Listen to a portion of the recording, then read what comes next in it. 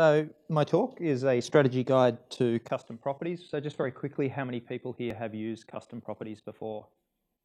Okay, almost no one, so that's fantastic. How many people think they will use custom properties? How many developers do we have here? All right, a good number. Okay, so anyone who's like, no idea, don't want to use them, I'm a designer or whatever, I just want you to have a think about like how custom properties work, how we should use them, and have discussions with people in your team about how we can use them to solve certain problems, whether it's responsive design or whether it's our build processes or things like that. They're useful for more than just sort of styling.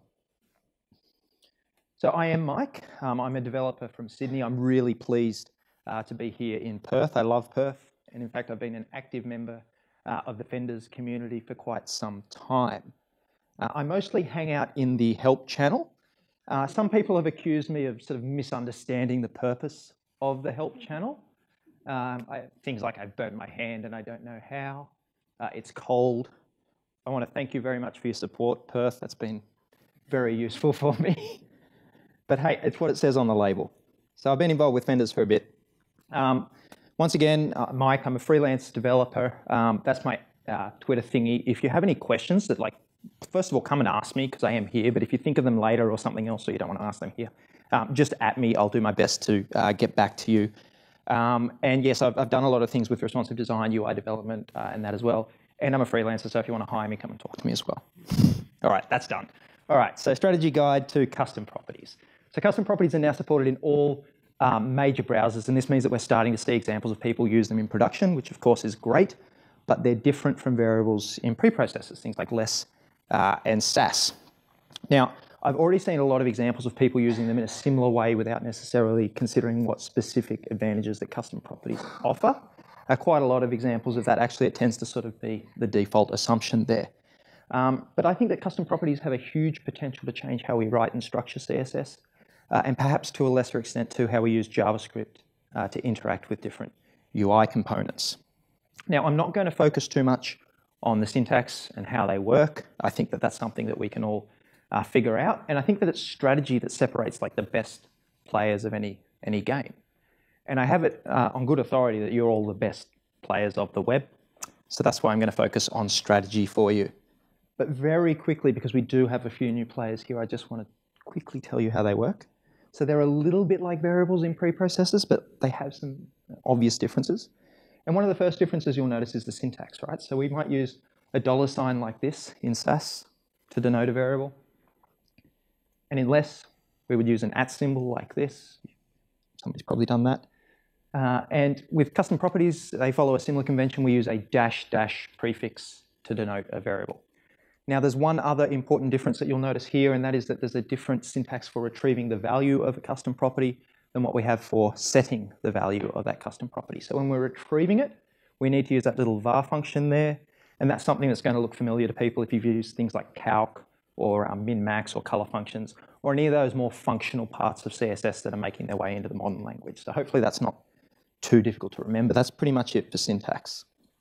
So the next most obvious difference is the name, right? They're called custom properties because they really are CSS properties.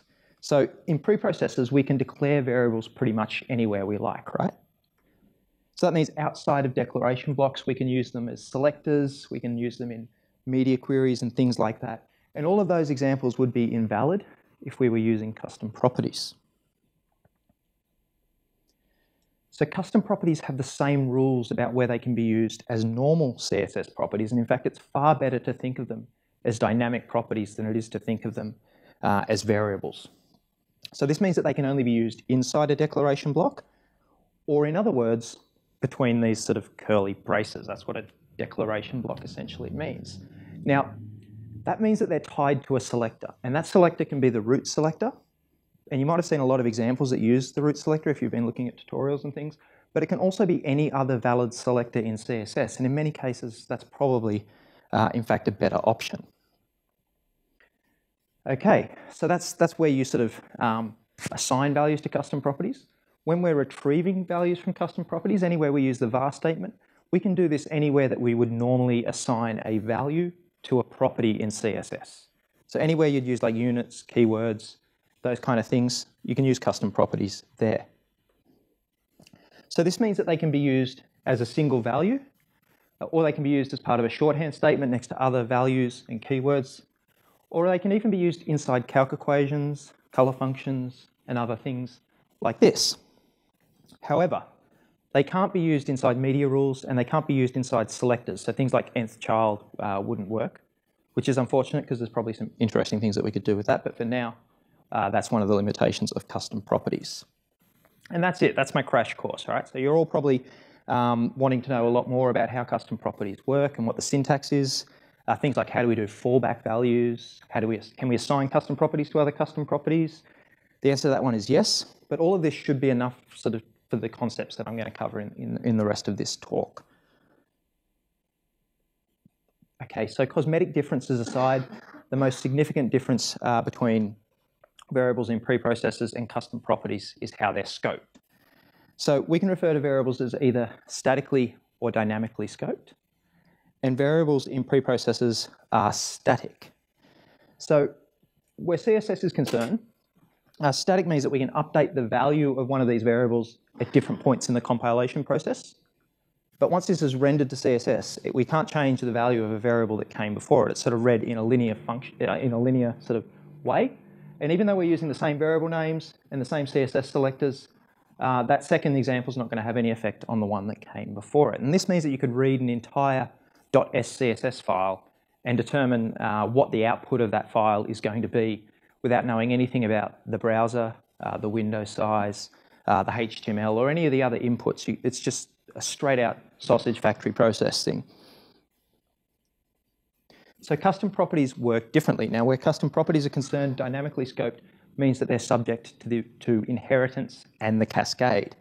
And that means that the property is tied to a selector, and if this selector changes, this custom property will change for all matching DOM elements, just like any other CSS property would. And this is great because it means that we can update the value of a custom property using a media query, hover states, JavaScript, just general selectors, anything like that. And that means that we can have different values for the same custom property at different places on the same page.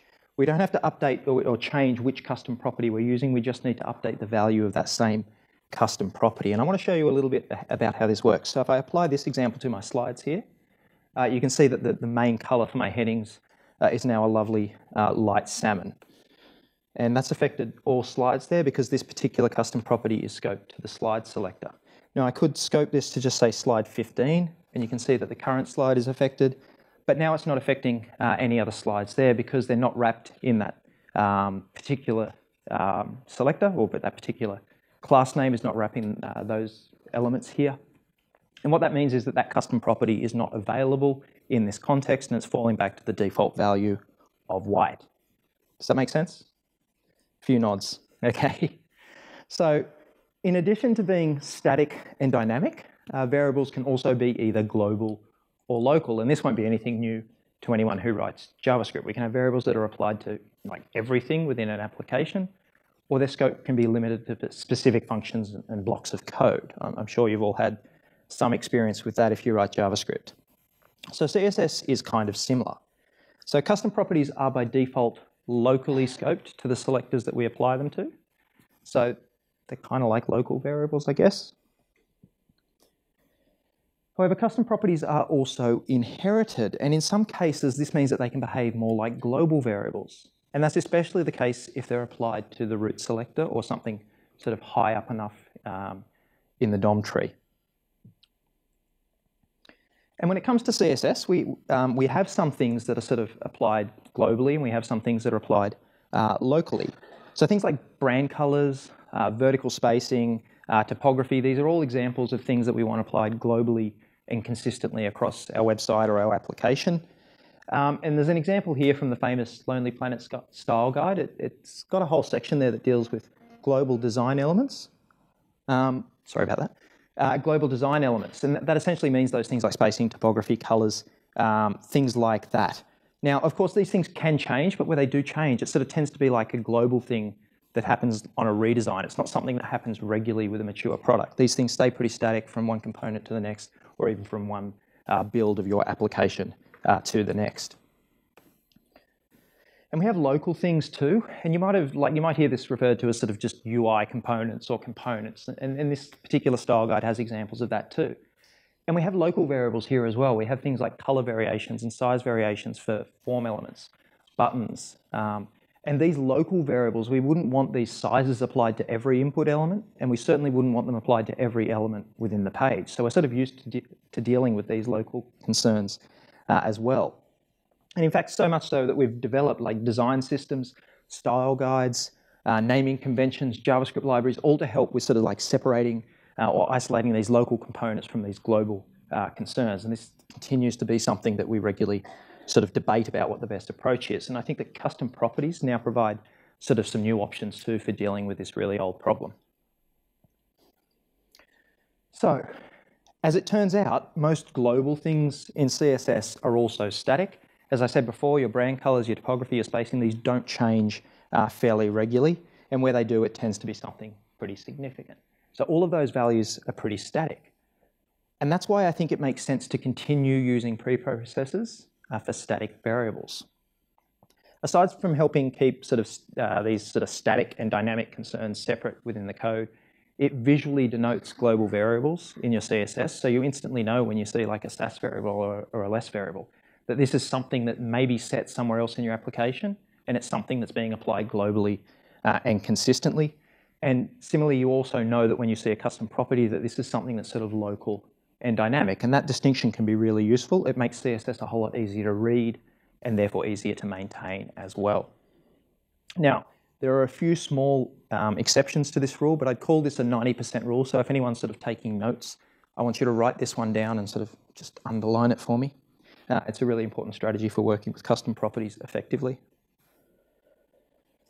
Okay, so you might think that given my strong stance there on like global variables being static, that by reflection all local things should probably be dynamic, or all local things should probably be custom properties. And whilst it's true that local variables do tend to be dynamic, this tendency is nowhere near as strong as the tendency for global things to be static. And when I say static, I'm talking about preprocessors, and when I say dynamic, I'm talking about custom properties, if you haven't picked that one up. So I think that it's perfectly okay in many situations to have local static variables. And this makes sense, especially for more complex UI components. But of course, complex UI components don't make the best slides, so I've come up with a very simple example here. Okay, so here I've used these static variables to define different size variations for a button component. So I've got button small, button medium, and button large, and I'm applying those to each of the button elements to get the different sizes. Now, obviously, this would make more sense if I was using these variables more than once. It would make more sense if I was deriving padding or margin or something like that from these variables.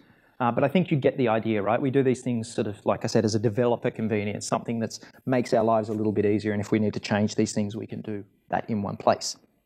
Now, obviously, that's still a good idea, and I prefix these variables with a BTN sort of naming convention there, and that lets me know that these are local static variables. Now, you could use a different prefix. You might choose to use something like C for component or L for local, or you might choose to prefix your global static variables. Whatever you choose, I think it's helpful to differentiate between these local things and those global things. And I just think that that will make maintaining this a whole lot easier. Now, I want you to take a look at this example here and imagine, what if we had that small button and we wanted that to always be small on sort of any mobile device or small screen, right? And then only above, say, like 600 pixels or something like that, we want to apply button large and button medium. So this is sort of like a more dynamic situation. We have like a media query, a DOM condition, something that's changing how these variables behave, and that's something that custom properties is better for. So it's helpful to know that you can assign preprocessor variables to custom properties, and it looks like this. Some of you might be wondering, what is that little hash in the curly braces thing there? And the reason for that is that $button small is actually a valid value for a custom property. So what this is saying is, rather than put $button small in the style sheet, it's telling SAS that I want you to output the value of that variable. It's called variable interpolation, and there's some other cases where you'll have to do it. Basically, it's anywhere that a variable name might be valid CSS, and custom properties are very permissive about what values can be assigned to them. Okay, so what I've done there is I've created a single custom property, button size, and I've assigned it the value button small. And then using a media query, and that button class would be applied to all of those elements, and then they'd have their individual sort of modifier classes, button large and button medium, and then we'd apply button large or button medium sizes to that custom property. And obviously I don't need to do the small one because it's already small. And then finally at the end, again, this one is applied to all elements, I can retrieve the value of that custom property in one place. I only need to do this in one place, and the value of that custom property will be different depending on what modifier classes have been applied there. So you'll see this pattern crop up in future slides as well. But just a little pause here. Hands up anyone who's created an overly complicated SAS abstraction only to get their hands burnt and go back to using preprocessors just for variables. No, wow, you are all awesome developers then, because that describes my experience and most people I speak to, their experience with preprocessors. Now, I read a really cool blog post on this topic on the Free Code Camp Medium recently. It was by Bill Sawyer, and it was called Don't Do It at Runtime, Do It at Design Time. And in this article, he gave this example here. So what this does is it creates an array containing letters of the alphabet by looping over different character codes and pushing them into that array, right? And I looked at that and I thought, wow, that's really clever, that's concise. Obviously, like, it's shorter than writing out all of those values by hand. Pretty clever. But I agree with the author that the letters of the alphabet are not likely to change anytime soon. And for quite a while, I had no idea what was going on here. So I'd much rather see those values written out into that array.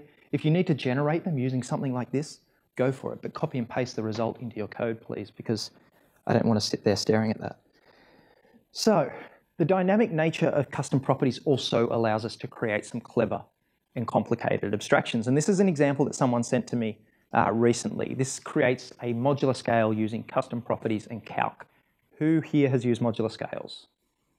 A few of us. Okay, I love modular scales. They're just like a series of numbers that relate to each other with a given ratio, right? I could talk a lot more about them. They're used in like typography, spacing and things like that. And some people say that they're sort of like naturally pleasing and aesthetic and things like that. It doesn't matter. What's interesting about this example here is that it's calculated at runtime using the value of the ratio custom property and the value of the custom property that came before it. So what this means is that if we update the value of the ratio using a media query or JavaScript or something like that, then all of these values are going to be recalculated on the fly. And I think that's kind of clever, right? Like, I don't think that custom properties should be immune to this kind of, experimentation and that period of innovation that we experienced with things like Compass and that with SAS and other things like that. I'm actually really looking forward to many, many clever examples of things like this, but I think that in the long run, readable, maintainable code will win over clever abstractions like this in production. And in a production setting, I'd much rather see something more like this. Now, here I can read what the values are. And that's probably what I want to know most of the time when I'm maintaining this, is what is my font size? And we read code many more times than we write it. So something like this might be more useful. And you can generate this code at design time rather than generating it at runtime, even though you can do it. We have the tools to do it. Now, this example here can still be improved. It violates one of the rules that I said earlier, and that is that all global variables should be static. So I'd much prefer that these were preprocessor variables. Again, these things are not likely to change once I figured out what they should be. I'd much prefer to make them locally dynamic using the same technique that I showed you with the button, should I need to do that. And I think that also it's important to avoid situations where we go from using one custom property to another custom property for the same purpose. And that's something that can happen when you name custom properties like this: font size 1, font size 2, font size 3. So although this is better, still not perfect.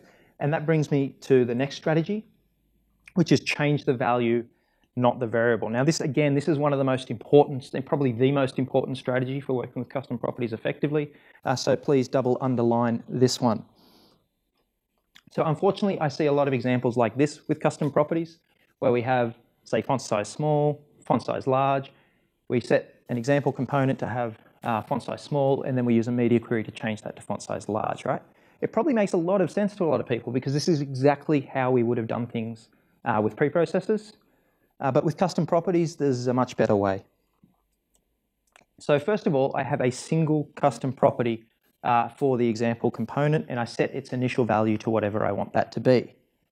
Then using a media query, I update the value of the same custom property. I've also named that custom property such that it's scoped to that specific component and that specific purpose. It's the example font size custom property. And once again, in a single place, I retrieve the value of that custom property and assign it to the component. I didn't do this up here. I'm only using the media query to update the value of the custom property, and I'm kind of keeping these two concerns separate there. And you'll notice that that's something I did in previous examples, and those choices were very deliberate as well. And this brings me to my next strategy, which is strategies for responsive design. So one of the difficulties with responsive design when it relies heavily on media queries, as I guess it typically does, is that no matter how you organize your CSS, a lot of the logic related to components and stuff becomes fragmented throughout the style sheet. It can be difficult to know which things are going to change, right? We have multiple media queries and we override properties. You delete one of those, you're suddenly inheriting a value from somewhere else. I think you've all had this kind of experience. It's just difficult to know which stuff is changing. So custom properties can help organize some of the logic related to responsive design and make working with media queries a whole lot better. So the first strategy is if it changes, it's a variable. This means that if you're using a media query, if you're changing a class name with JavaScript or something in a sort of dynamic way, hover states, anything like that, if anything changes, move that CSS property into a custom property. You can then move that along with the media query, selectors, and anything else that changes sort of up to the top of a file, and you can have the more declarative code below. So if done correctly, what this means is that media queries will only be used to change the value of custom properties. And that sounds pretty extreme, but it's something that works very well. We now have a clear separation of logic from design.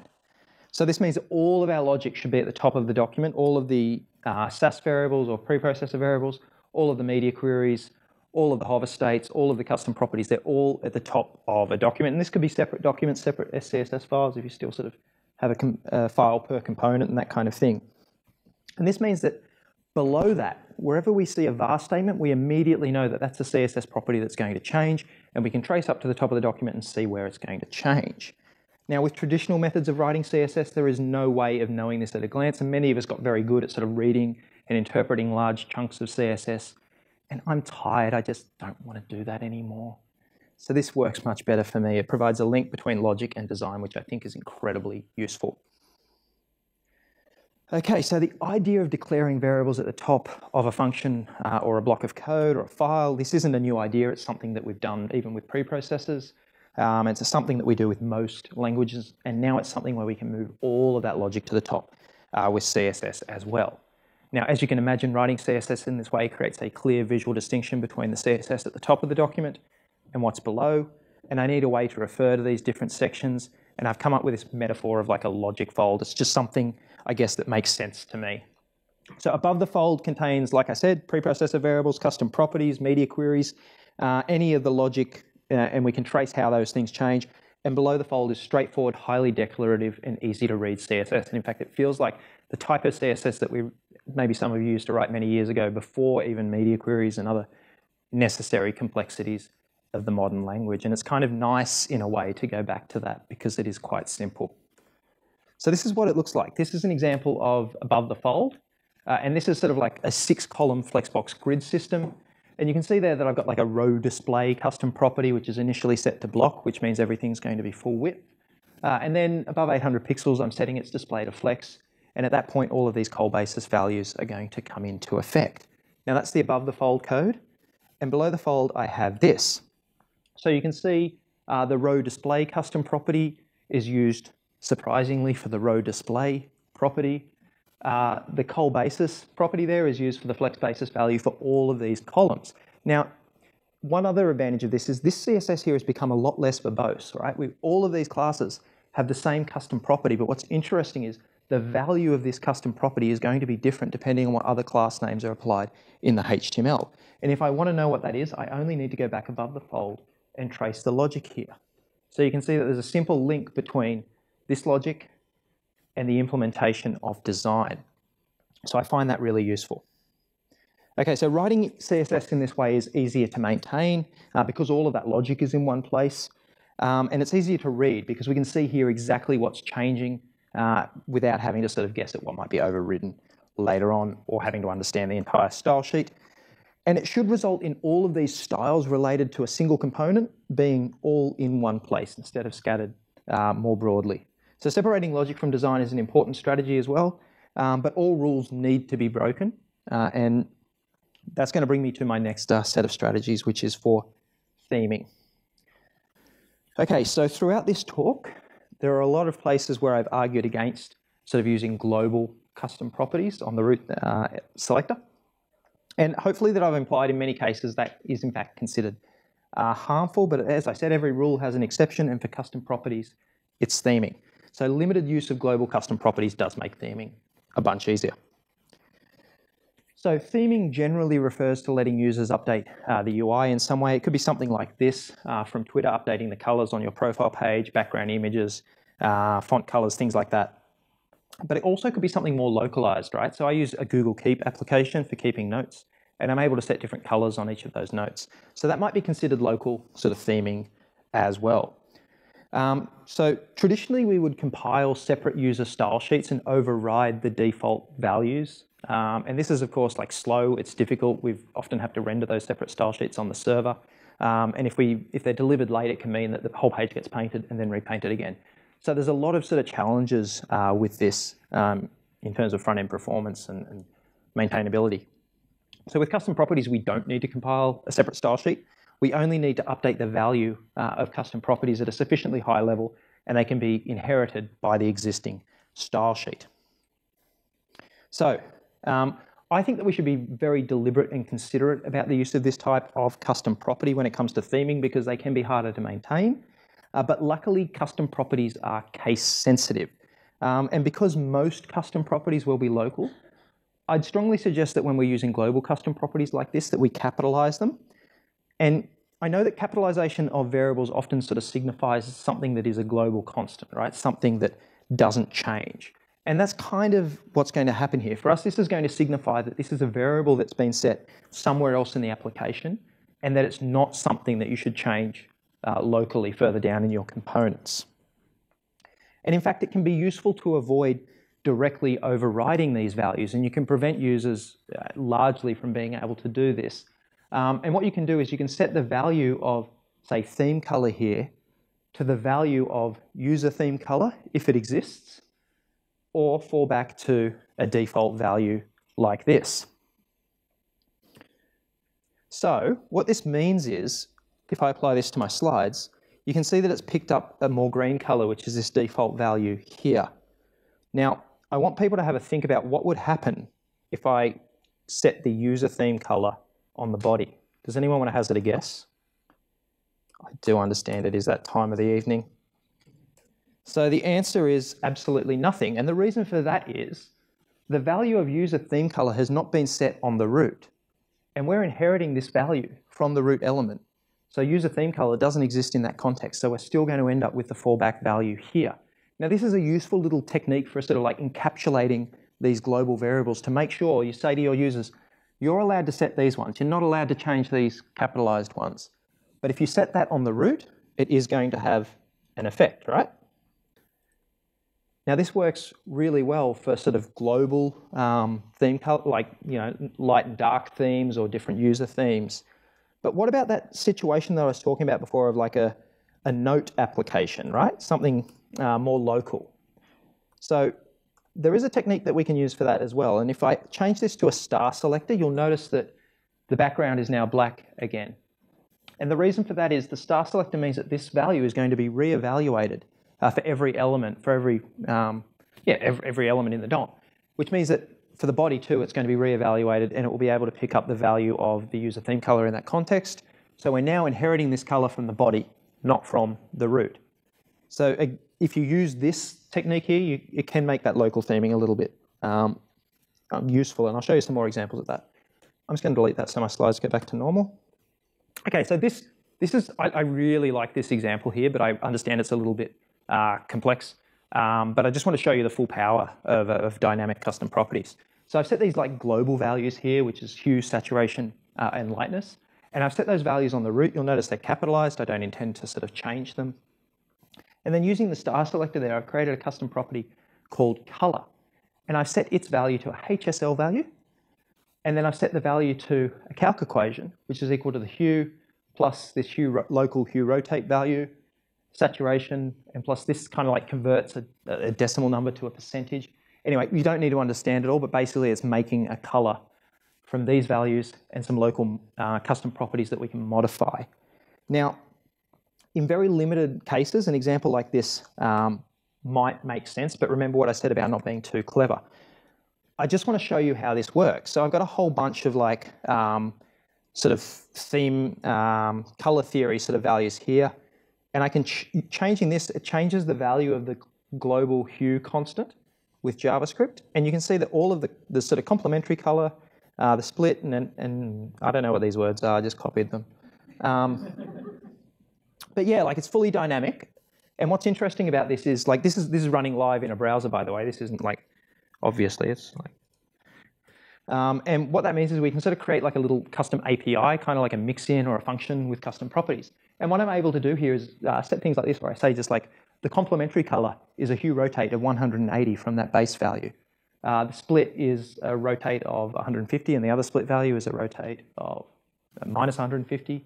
So you can see how that works. And I could also have values like darken, which could be, and if I did like minus 0.5, then I'd be sort of lightening it by 50%.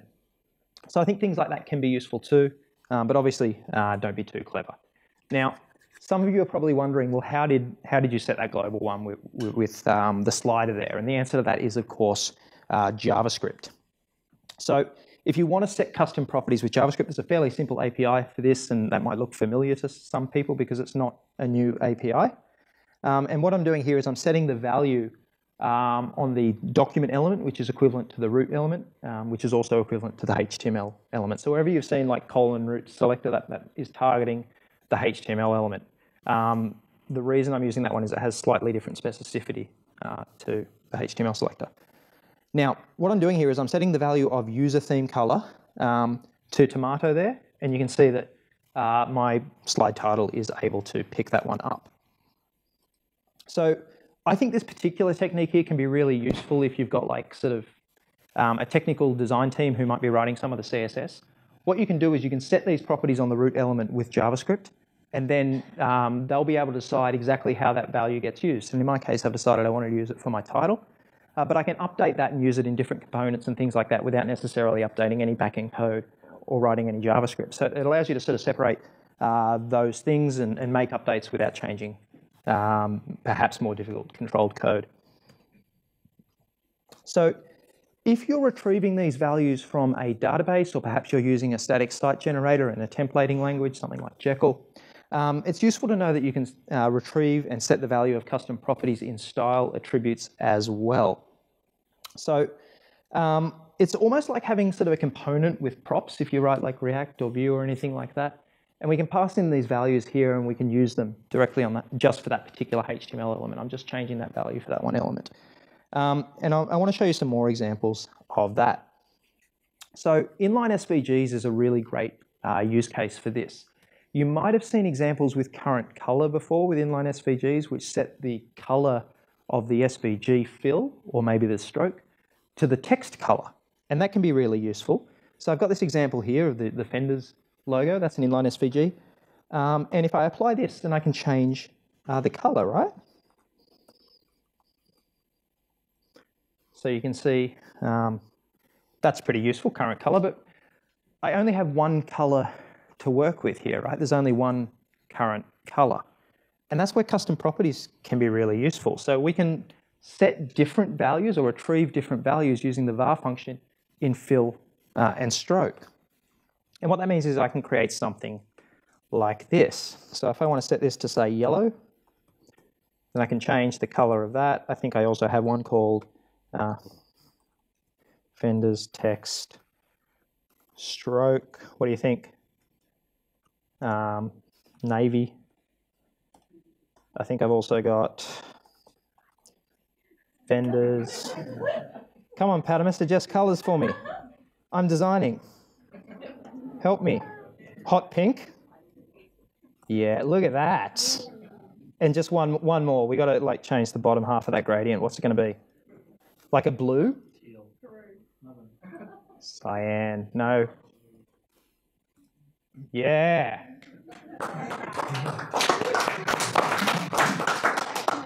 I'm a designer. Yeah, so obviously like that's a lot of fun, and you can use things like this to create. Obviously you could target like multiple examples of this on the same page and have different custom properties and apply different colors there. And that kind of thing might be really useful for icons, logos, might be really useful for making your designers squeal. So it could be fun. All right, so one of the final strategies I have for you is to start using custom properties now. And that means even if you're supporting older browsers. So these are the browsers that currently support custom properties, which is all the evergreen browsers, all the ones that are automatically updated. You're pretty much good to go here. Does anyone notice anything missing here? Yeah, browsers that don't support custom properties. So IE 11 doesn't yet, or it never will support custom properties, but even if you have to support IE 10 and 11, there are still, you can still start using custom properties. It's not like all lost. It means that we can use tools like Post CSS to support custom properties, because a lot of the strategies that I've been talking about today have to do with how we write and structure CSS. So it's only some of the more dynamic stuff. Really, the responsive design techniques and a lot of the early techniques I showed you could be written out into a much more verbose, long form of CSS that's harder to maintain. So you can use custom properties as a build tool to make your development life easier, and you can write it out a different style sheet for older browsers so that you can still support them. Not only that, I think that a lot of the, what was I going to say there? Not only that, a lot of the oh shit. Let me just move on to the next slide there. So that's the one you want, not these ones here. And what I was going to say is the theming, let's just come back. The theming examples that we saw, right? In many cases, that might be considered a progressive enhancement, right? Like if you've got a note application, it might be perfectly okay for older browsers to just have one colored note, or maybe the users don't need to update their profile theme color in IE 11. So you can kind of apply these in a progressive enhancement way. I do just want to talk very quickly about polyfills, right? So this is something that Rachel Andrews said. She said to polyfill custom properties is to force expensive JavaScript onto the slowest browsers and devices, right? So anything that you're going to polyfill that has to do layout or has to parse and understand CSS, that's super expensive, right? And custom properties fall very heavily into that boat because it has to interpret all the CSS and it might have to rejig the layout as well. So I would say in most cases, it's not really worth trying to polyfill custom properties. But if you do have specific like features that you want to implement with JavaScript, maybe look at how you can solve like a thin slice of that rather than trying to sort of solve it in a general sense. So what do you do? I use a critical CSS workflow to generate styles for my site. Has anyone used critical CSS before? What this means is that you inline a portion of your CSS so that it can be read, like just the portion that's going to be loaded immediately, right? Your main CSS, as small as possible. And then what that means is that will be sort of read in line and rendered immediately before a network request is used to fetch the rest of the CSS files. So I have a load CSS function, and what I can do is load the rest of the CSS there, and I can extend this and check for support for custom properties before loading the extra CSS file. So I have one CSS file with custom properties. I use post CSS CSS variables to generate this version here for IE 10 and 11, or any browser that doesn't support custom properties. And then I load one of those depending on the situation. Unfortunately, I'm not going to have time to go into the workflow required to set all of this up. There are some like build process stuff that you're going to have to do. But if that's not your cup of tea, you might consider just using post CSS and sending this one to all browsers because you might not need those more dynamic features such as theming and the ability to change things with JavaScript. Okay, so I know what you're thinking now. You're thinking, Mike, that was a really good talk, but I wasn't listening. Could you give me the entire presentation in just one sentence? Yes, I understand. So it comes down to knowing the difference between dynamic and static variables in CSS and a few simple rules. So global variables are usually static. Separate logic from design. If a custom property changes or a CSS property changes, it's a custom property. Change the value, not which custom property you're using.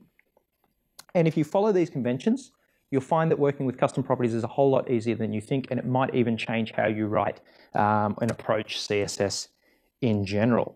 Now, that is one sentence because I didn't take a breath.